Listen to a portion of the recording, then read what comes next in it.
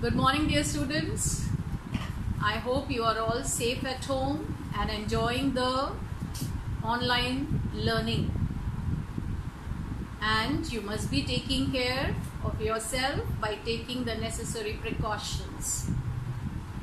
Today we are going to read and understand the chapter Lost Spring, which is the second chapter in your Flamingo books. The author is Anees Jung.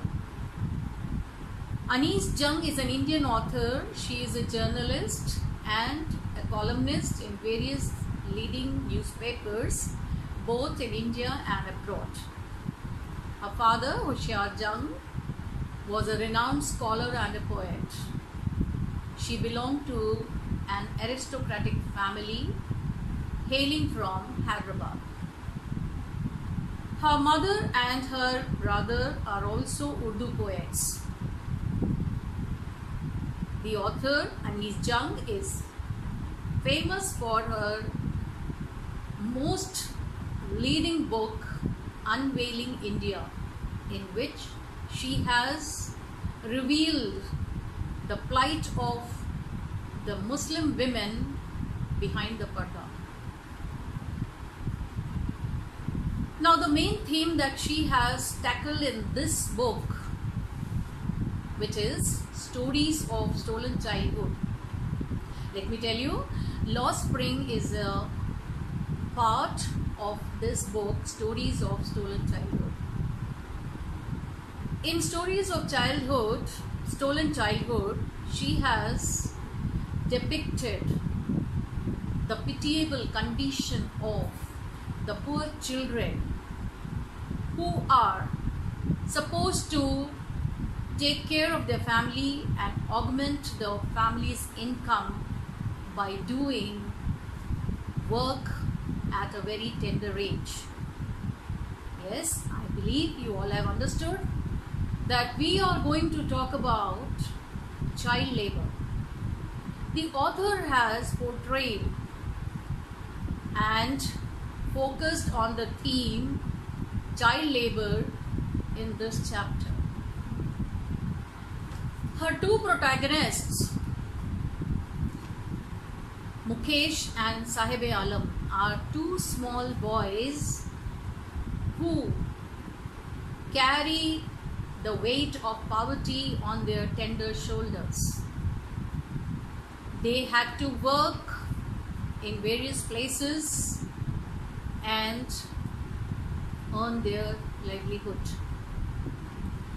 Now children, when I say child labor, I hope you all must be visualizing a picture of the small children you also must have seen working at tea stalls or maybe some restaurants, or they may be working in some hotels, motels, or at signals, maybe begging or doing some menial jobs. Yes, I understand that you also must have met such people, such children. But very rarely do we pay attention to them and sympathize with them. More often, we just ignore them, or sometimes give a piece of advice which has no meaning for them. And these little children are into child labor. Now, do you understand what is child labor? All the children under the age of 14, if they are found working in the factories, mines, agricultural lands, as domestic help, they are categorized as child labor. Now let me tell you, this is not the problem in India only. This is the global problem. And according to ILO, yes, I think you remember what is ILO.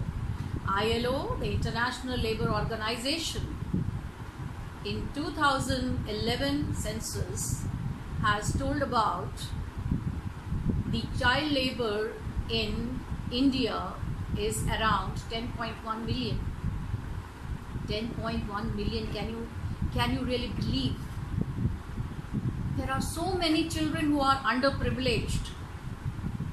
And you know what happens when they are working in these menial jobs or working as child laborers? They are deprived of good education. Not only good education, they are deprived of education.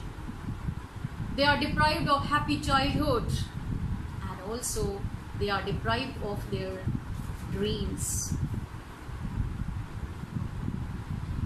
Though the CLPR, Child Labor Prohibition and Regulation Act, has taken care of this, yet there are many children, or rather millions of children, who are put into child labor and exploited.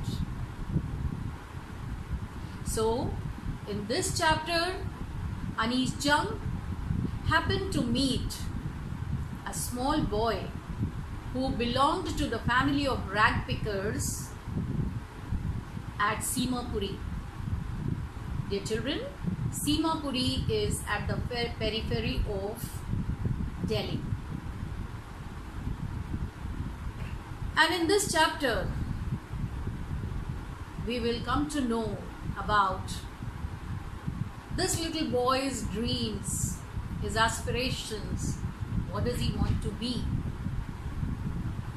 So before we read the chapter, I would just like to tell you that the two protagonists in this story, Sahib-e-Alam and Mukesh, are the representatives of the two children who work in various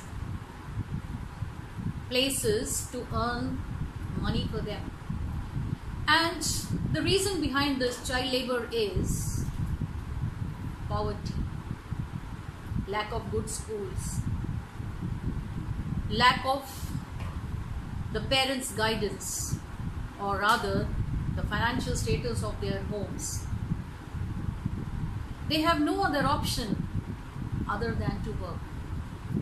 Sahib-e-Alam worked as a rag picker, and then he worked at a tea stall. The author had met him while he was finding something important for themselves in the garbage. Garbage? What is garbage? What is useful and important and precious there in the garbage? Garbage is a heap of all the useless and discarded things. But the author says that Sahib-e-Alam and other children, they used to get inside this garbage, rummaging it to find gold out of it. Now what is this gold for them? Gold in the garbage. Gold is not gold. They are not finding gold, but they are finding something that can be of use to them. Maybe torn shoes, maybe some torn clothes, or maybe some bags, etc. On the other hand, the story of Mukesh. Mukesh used to work in a bangle factory at Firozabad. The author has described the plight of the children working at bangle making factories at Firozabad, which is the most hazardous condition in which they work.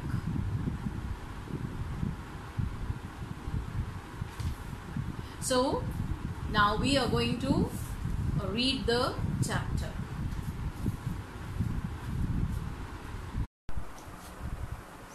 So dear students, now we will discuss about the topic. First of all, lost spring. Spring. What does spring stand for? You all know that spring season brings joy. It is a season of bloom and it is life and activity into everybody's life. Similarly, spring is a metaphor of childhood. Childhood is the time when the child enjoys the full vitality of his life. It is the time when he develops his skill and his knowledge. It is the time for him to bloom. But the topic seems to be appropriate because it is lost to spring. Their childhood is lost under the burden of poverty. They have to work in hazardous conditions or do some menial jobs. Now, let us read the chapter.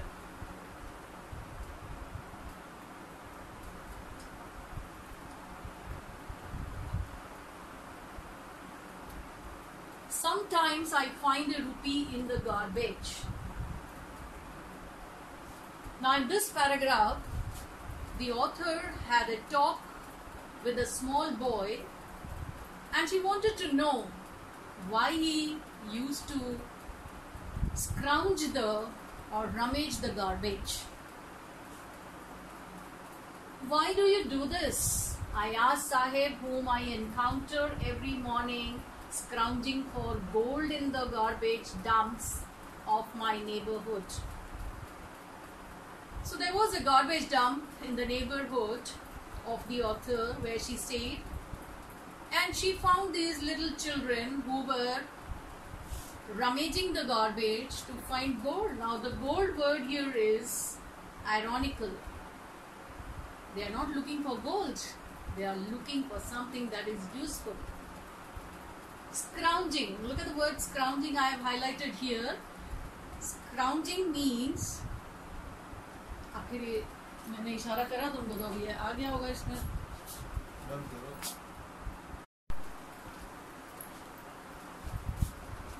Scrounging means rummaging. Rummaging means finding, looking for something in a very untidy manner, unsystematic manner. That is scrounging. Sahib left his home long ago, set amidst the green fields of Dhaka. So here we come to know that Sahib belonged to Dhaka, and these people had migrated to India in the year 1971 from Bangladesh, Dhaka. His home is not even a distant memory. Now look at the word distant. Distant means afar off. The child does not even remember his parental home in Dhaka.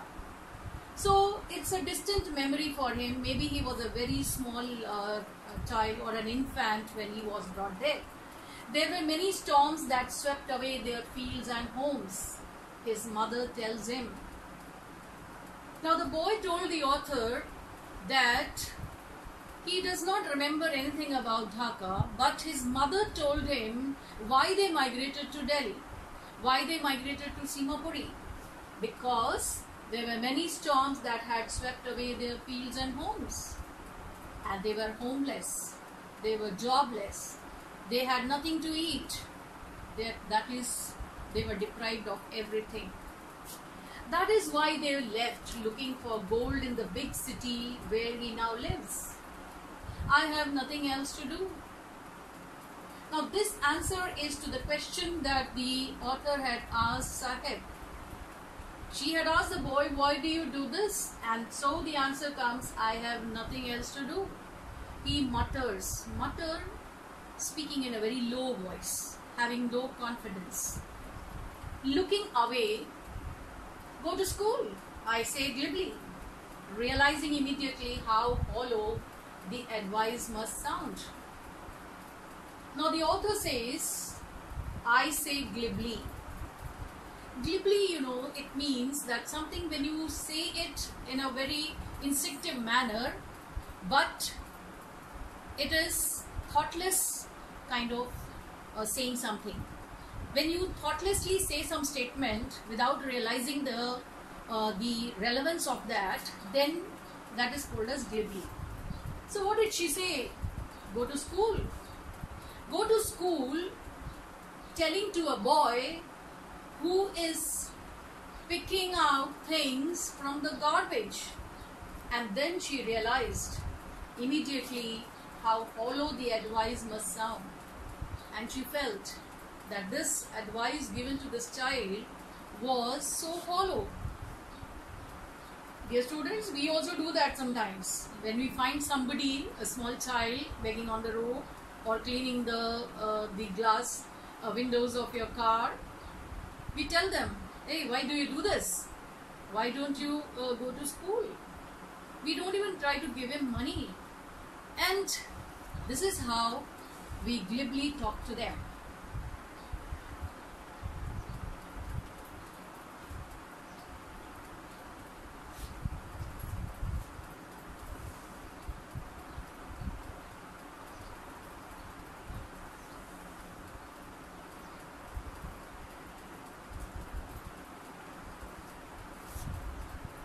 Now look at the second page of the chapter.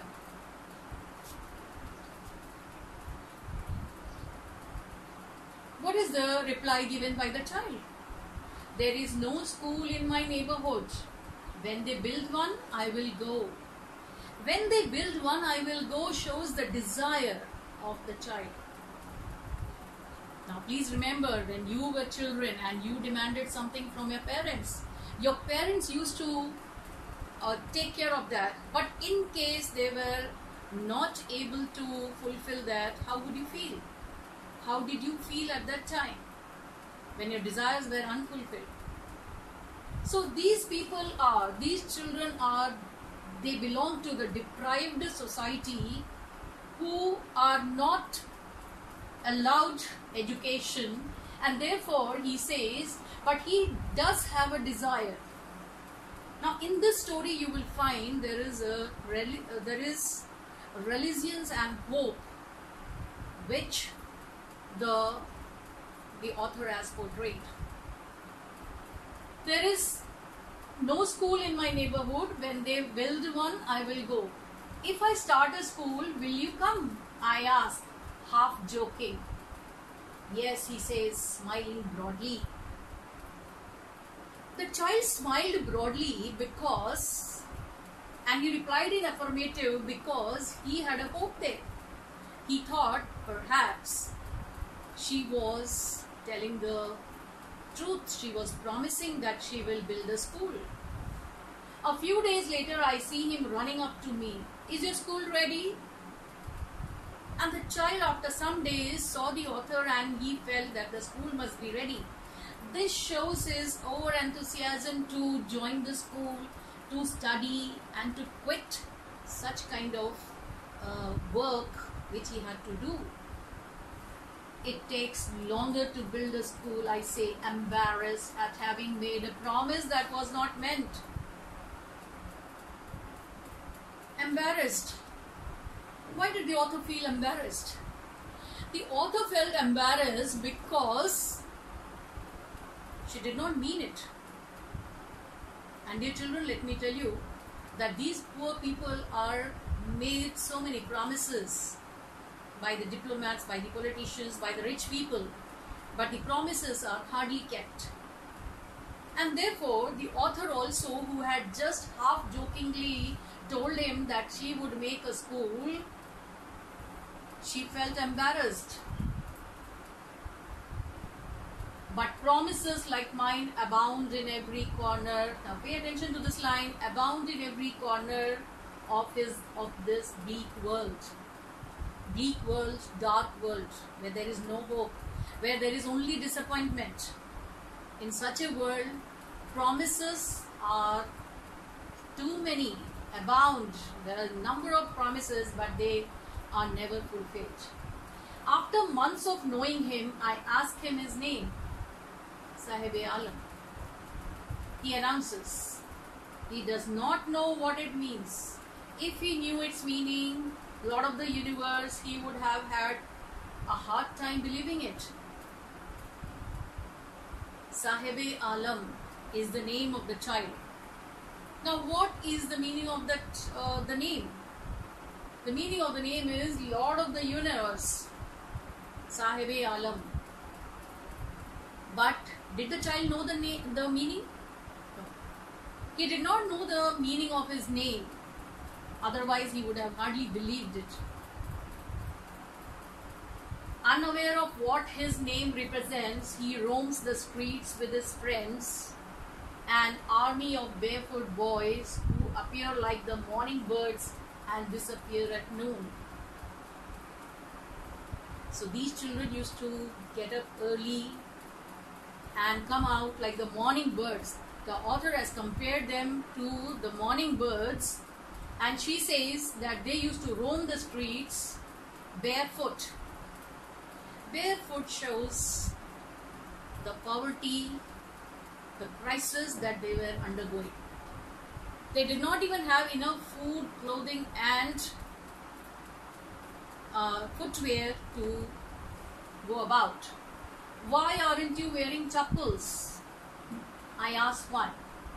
Now one day when there were 3 or 4 boys and Sahib was along with those boys picking up things from the garbage, the author asked one of them, why aren't you wearing chappals? My mother did not bring them down from the shelf, he answers simply. And he gives a smart answer. He says, no, my mother has kept it very safely. She doesn't want me to lose it. And therefore, she is not bringing it down from the shelf. So I am walking barefoot. Even if she did, he will throw them off, adds another, who is wearing shoes that do not match. Do not match. Children, they are happy with and content with whatever they find. Now the other boy was wearing shoes which he must have found from the garbage, or somebody must have lent it, which were old shoes, but they were of different match. And the other one, he replied that this boy is in the habit of throwing them off or losing them. When I comment on it, he shuffles his feet and says nothing. I want shoes, says the third boy. Now there is the third boy there in the group, and the third boy says, I want shoes. So these are the small desires that they have. He has never owned a pair all his life. Traveling across the country, I have seen children walking barefoot in cities, on village roads. It is not lack of money but a tradition to stay barefoot is one explanation. Now how these poor people cover up, how these people tell about their poverty. They try to hide it and they say it is a tradition to walk barefoot. And I wonder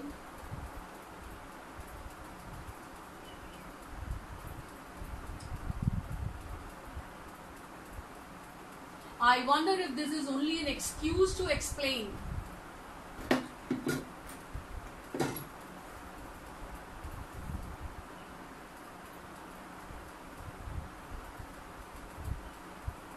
the author feels that they give an excuse. They are only trying to hide their poverty, which is a perpetual state of poverty. In this perpetual state of poverty, they just give an excuse that wearing shoes is not it's a tradition, or it is a walking barefoot is nothing very unsafe, or they don't feel bad about it. I remember a story from Udupi once told me. a man told from Udupi once told me, as a young boy he would go to school past an old temple where his father was a priest. So once when the author had met a man from Udupi, he told him,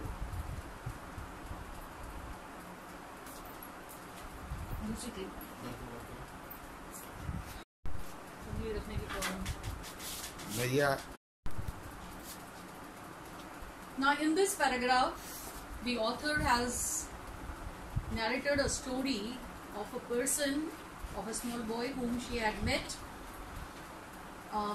in a man who had come from Udupi.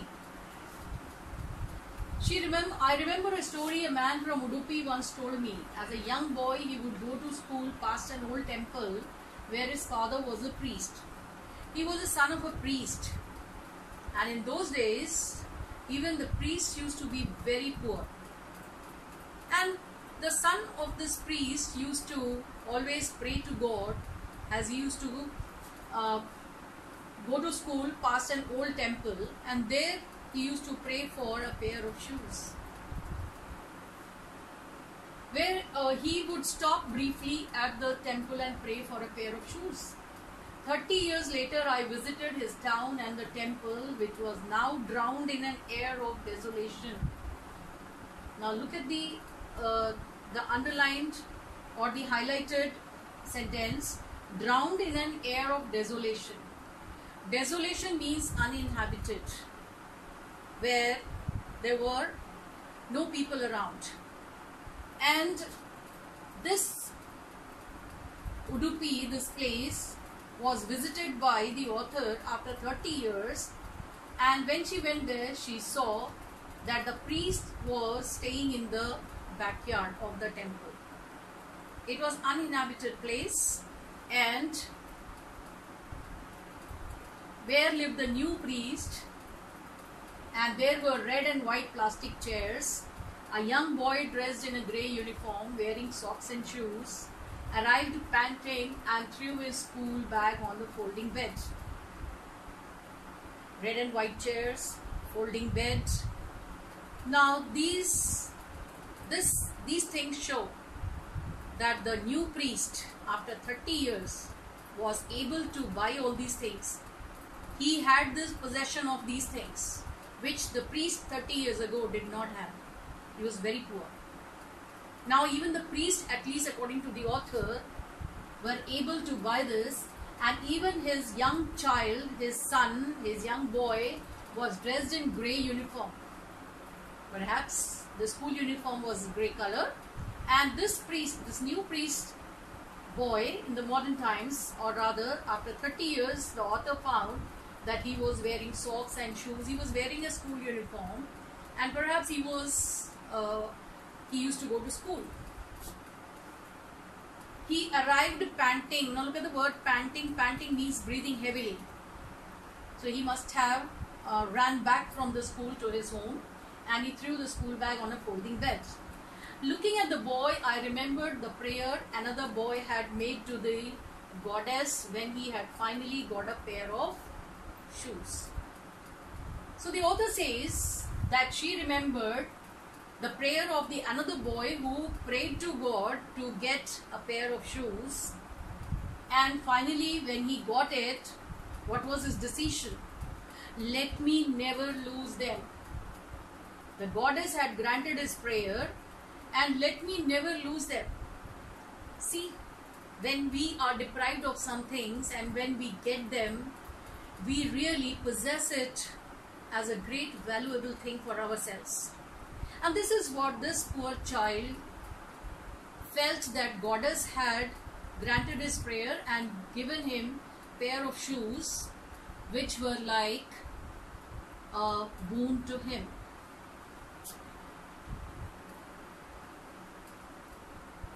Young boys like the son of the priest now wore shoes, but many others like the rag pickers in my neighborhood remained shoeless.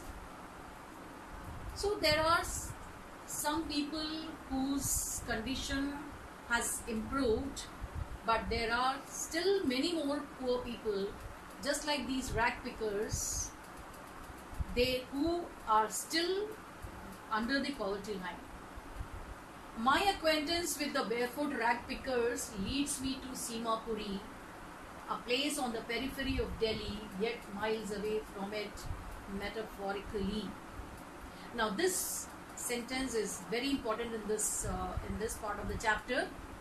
In this paragraph, the author has described the poor condition, the deplorable condition of the rag pickers. There were many rag pickers who had migrated to Delhi, and they were staying together. What was the condition? Let's read that. Before that, periphery of Delhi. Periphery is of Delhi is the outskirts of Delhi. The outskirts, the boundary of Delhi, where there was a place called Simapuri, and they stayed there. And the author says, yet miles away from it metaphorically. Metaphorically means symbolically. They were in Delhi. They were at the borders of Delhi, but they were miles away from it. Miles away from it means not getting all those facilities which the people in Delhi were getting. And therefore, they were supposed to be near Delhi, at the periphery of Delhi, but they hardly had all the rights, all the important things that they required for their life. And therefore, they were miles away from it, from all the facilities. Those who live here are squatters who came from Bangladesh back in 1971. Squatters. Squatter means people who do not have permanent homes, who make transit homes. Temporarily they stay somewhere and occupy a land unlawfully and live there for some time. So these squatters had come from Bangladesh in 1971. Sahib's family is among them. So now you all know that Sahib is coming from a family who had come from or migrated from Bangladesh, Dhaka, and who used to do the rag picking. Simapuri was then a wilderness.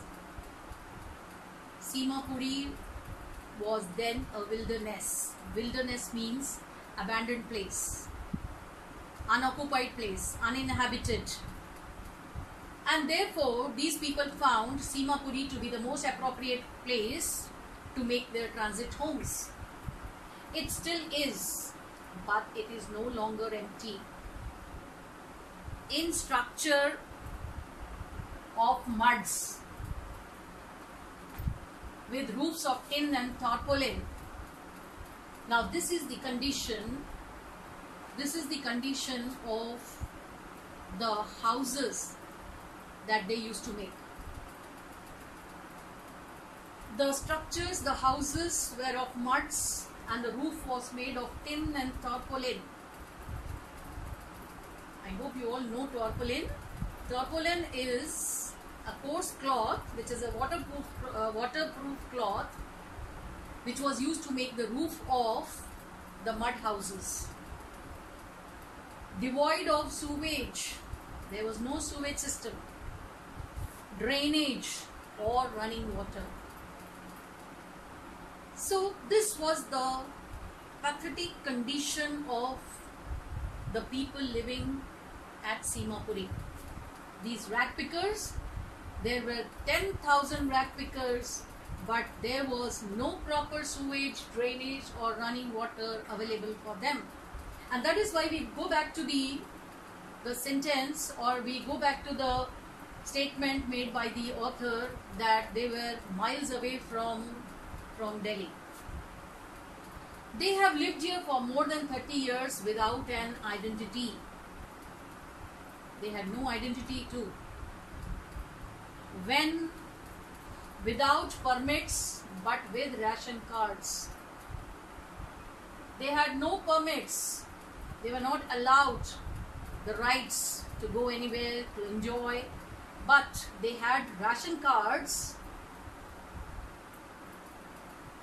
that get their names on voters list and enable them to buy grain.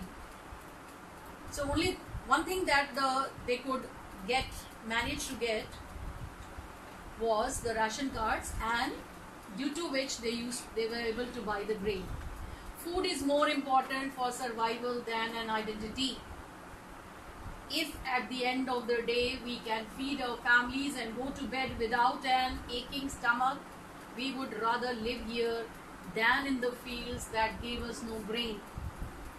Say a group of women in tattered saris. So the author, who was very inquisitive, she went to these people at Simapuri and she talked to a few ladies there, few women who were in tattered saris, torn saris, old saris, and these people were resilient. They had resigned themselves to their fate, and they said identity was not an important thing for them. Food was more important for them. What is the benefit of such fields which do not give them food, which do not give them grain? Therefore, they said, for survival, food is more important for them, and if after doing this rag picking, they can earn their livelihood for a day and have their meals and sleep without aching stomachs, that is more gratifying to them, and that is more satisfying and giving happiness to them. We would rather live here than in the fields that gave us no grain. Now this reply was given by the ladies at Simapuri to the author, because the author was inquisitive to know why they had left their fields from that place and come and stay without an identity at the periphery of Delhi.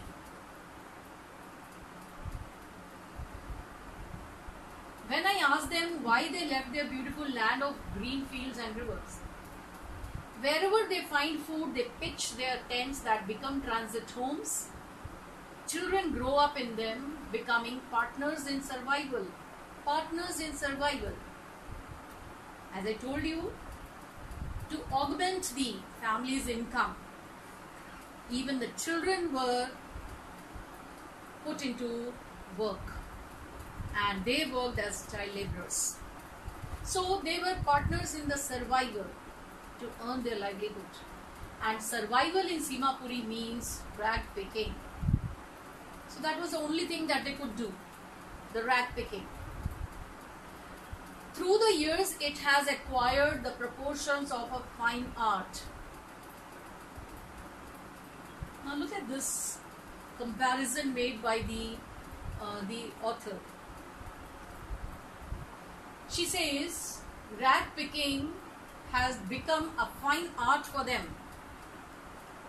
They were so used to and so trained in finding things from garbage and so quick that over the years it became a fine art for them. It was a talent, it was a skill for them. Garbage to them is gold. Again, there is a comparison here. Garbage to them is gold. For the author says that these rag pickers, whatever they picked from the garbage was like gold. And you can see the poet has used metaphor in this, as she has compared the things from the garbage to gold. It is their daily bread, a roof over their heads, even if it is a leaking roof, but for a child it is even more. Now the author has described the meaning of garbage for the children of the rag pickers and for the elders of the rag pickers.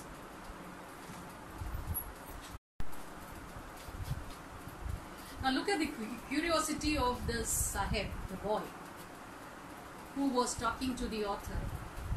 He told the author, I sometimes find a rupee, even a 10 rupee note, Sahib says. what does Sahib find? He is happy with a 1 rupee or a 10 rupee note, and he is excited to find a 10 rupee note in the garbage sometimes. Sahib says, his eyes lighting up. When you can find a silver coin in a heap of garbage, you don't stop scrounging, for there is hope of finding more. And so these children, they were never fed up of doing this work of rag picking, because sometimes they used to find a rupee, a 10 rupee note, or sometimes a silver coin, because they had a hope of finding something more valuable which they had never seen. It seems that for children, garbage has a meaning different from what it means for their parents. For the children, it is wrapped up in wonder, and for the elders, it is a means of survival. Now, students, please pay attention to this particular paragraph. This is a very important thing. The author has made a difference between the meaning of garbage for the elders as well as for the children. Now, for children, she says that it was a heap of wonder for them. They used to wonder what they are going to get that particular day when they scrounge it. And for parents, it was a means of survival. They used to, whatever they used to get, they used to pick from the garbage. So in this way, garbage had two different meanings for the children and for the elders. One winter morning, I see Sahib standing by the fenced gate of the neighborhood club, watching two young men dressed in white playing tennis. Now, earlier we had discussed that the small boy Sahib had a desire, had a longing to go to school. If you remember, in the beginning he talked to the author and he said that he wished to go to a school. And he would certainly join the school if there was one in his neighborhood. Now the author felt that he had another desire, and the desire was to play tennis, because he used to wait outside the gate of the tennis ground of the club, and he used to watch the game of two young men playing tennis, and in I Like the Game, he hums, content to watch it standing behind the fence. He told that he was interested in this game also. I go inside when no one is around, he admits. The gatekeeper lets me use the swing. So, whatever it be, they are small children, and they also have that longingness or the desire, their own dreams. And so the child says to the author that he loved to go inside the club and use the swing, and he was allowed to use the swing there. Sahib too is wearing tennis shoes that look strained over his discolored shirt and shorts. Now the author noticed that Sahib was also wearing tennis shoes, which were looking such a misfit, because he was wearing a discolored shirt and shorts. Someone gave them to me. So as soon as he saw the author noticing him and his tennis shoes, he gave her a reply that somebody had given them to him. He, as though he was in the manner of an explanation, as though he was trying to explain it to the author. The fact that they are discarded shoes of some rich boy who perhaps refused to wear them because of a hole in one of them. And the author noticed that perhaps those shoes given to Sahib by some rich boy had discarded those shoes because there was a hole in them. But what was the reaction of Sahib? Was he happy getting in those shoes? Yes. He got those shoes which he was longing for, Even though there was a hole in that, he loved to wear it. And he was wearing those tennis shoes. For one who has walked barefoot, even shoes with a hole is a dream come true. So it was a dream come true for Sahib, even though the shoe had a hole in it. But the game he is watching so intently is out of his reach. But will he ever be able to play tennis like those young men? This was the question in his mind, and the author says, yes, it would remain a longing for him, a desire for him, because it was completely out of his reach. He would never be able to reach that place. One morning, this morning, Sahib is on his way to the milk booth. In his hand is a steel canister. Canister, a container. And he was rushing towards the milk booth when the author saw him one morning, and he told the author, I now work in a tea stall down the road, he says.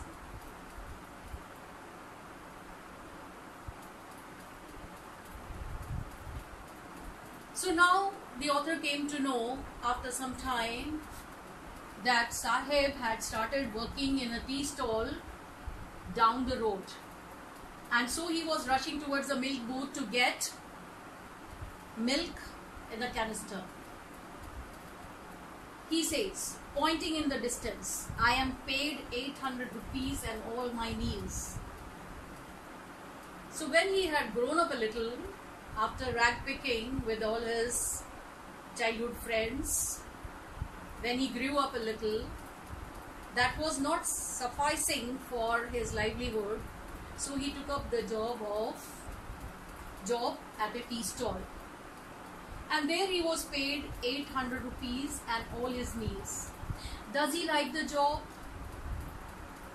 I ask. His face, I see, has lost the carefree look. The steel canister seems heavier than the plastic bag he would carry so lightly. So, the steel canister seemed to be heavier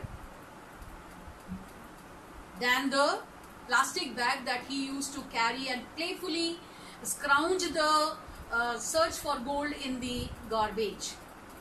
He never felt the burden of that, but now he feels the burden. Although he is being paid for it, although he is being given all the meals for survival, but this steel canister was very heavy for him rather than the plastic bag which he used to carry towards the garbage heap. Now, why was it heavy?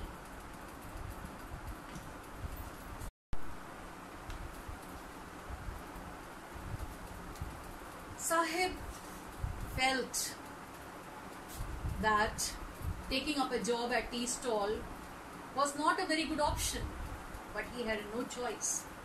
He had no other choice to do. Therefore, he told the author that he was not happy with the job because it was more burdensome than the plastic bag on his shoulders. The bag was his. The plastic bag that he used to carry willfully to the garbage heap was his own. And he used to move out to the garbage heaps on his own will and wish.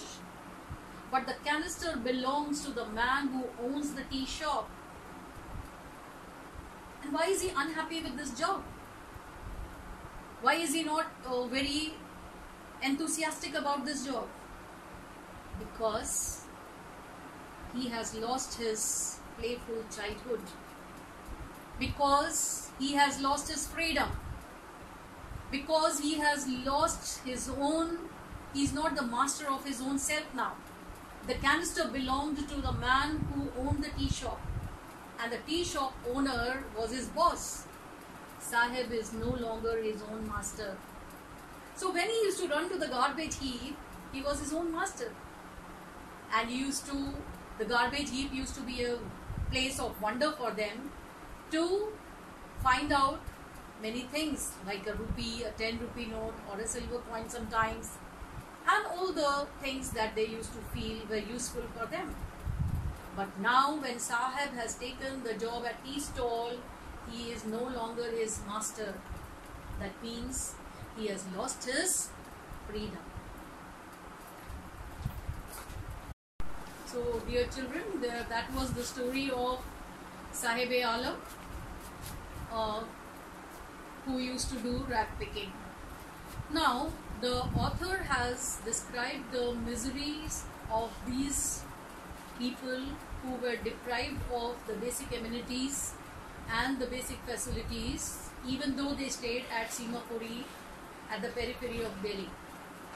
But in this, she has used literary devices in some sentences where we can see the poetic devices have been used. So we are going to identify in these sentences what are the literary devices used by the author.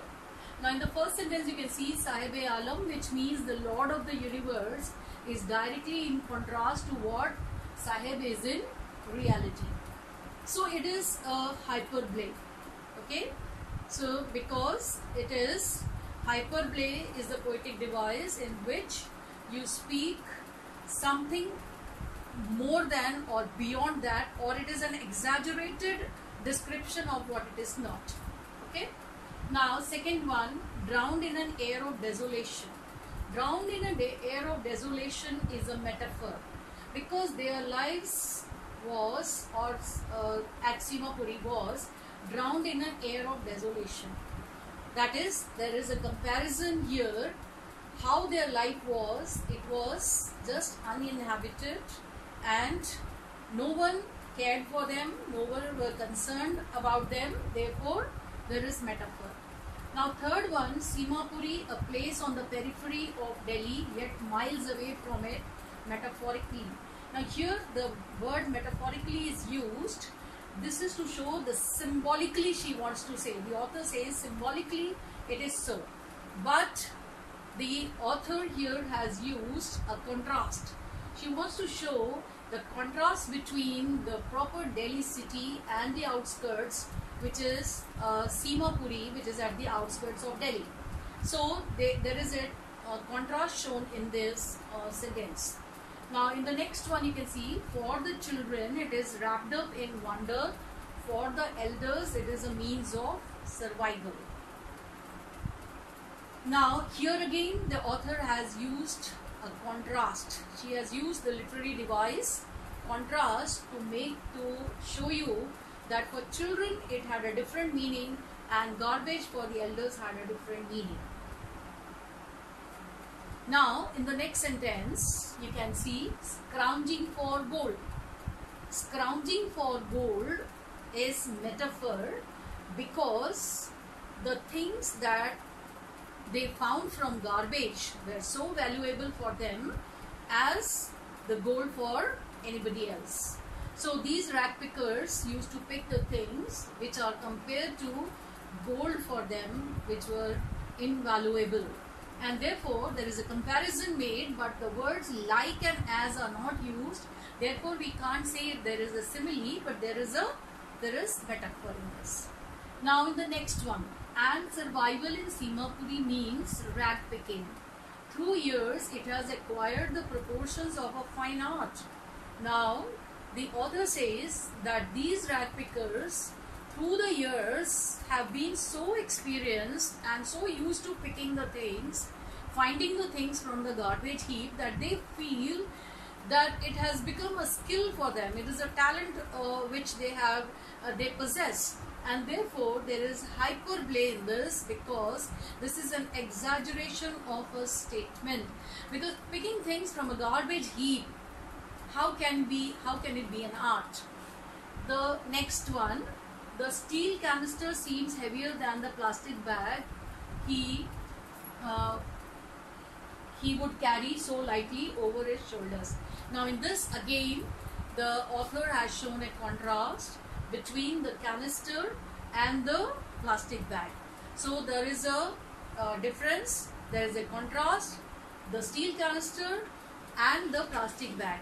Now as it is, also there is a difference between both of them in the matter of weight, but now here the author wants to say that the steel canister was heavier to him because he did not like that job, because he did not enjoy that job, whereas the plastic bag was lighter for him because he enjoyed it, he had his whole freedom, and on the other hand he had lost his freedom while doing a job in a tea shop. So students, today we have studied about Sahib-e-Alam, and in the next tutorial I'll be taking up the story of Mukesh, who worked in a glass blowing factory where they used to make bangles. Okay, thank you, stay safe, stay home.